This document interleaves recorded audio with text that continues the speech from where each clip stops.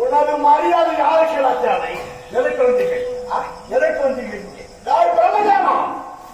நான் இல்லாத நேரத்திலே கைலமலை வந்தாயா? கைலமலை வந்தது உண்மை. உண்மையா? என்னுடைய மனைவி பார்வதி பதிமூன்று செய்து கொண்டிருந்தால் அதை ஏற்றுக்கொண்டாயா இல்லையா?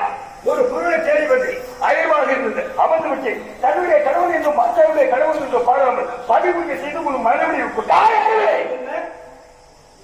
என்னுடைய மனைவி பார்வதி செய்த பதிமூன்று ஏற்றுக்கொண்டு இருமாப்ப பேசுகின்றாய்.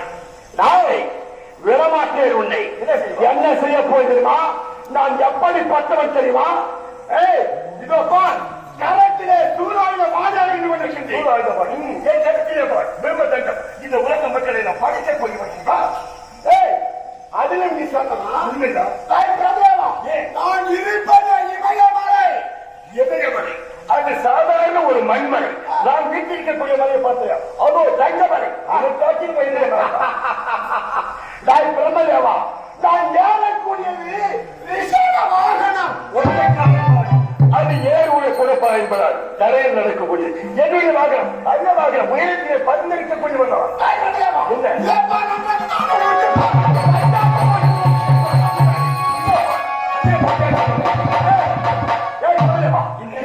பரமக்க அறிமுகம்.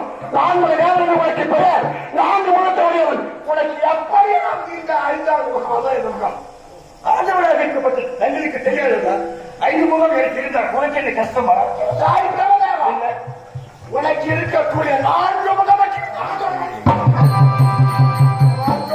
என்ற முகம் மட்டும் என்னை பார்த்து அலட்சியமாக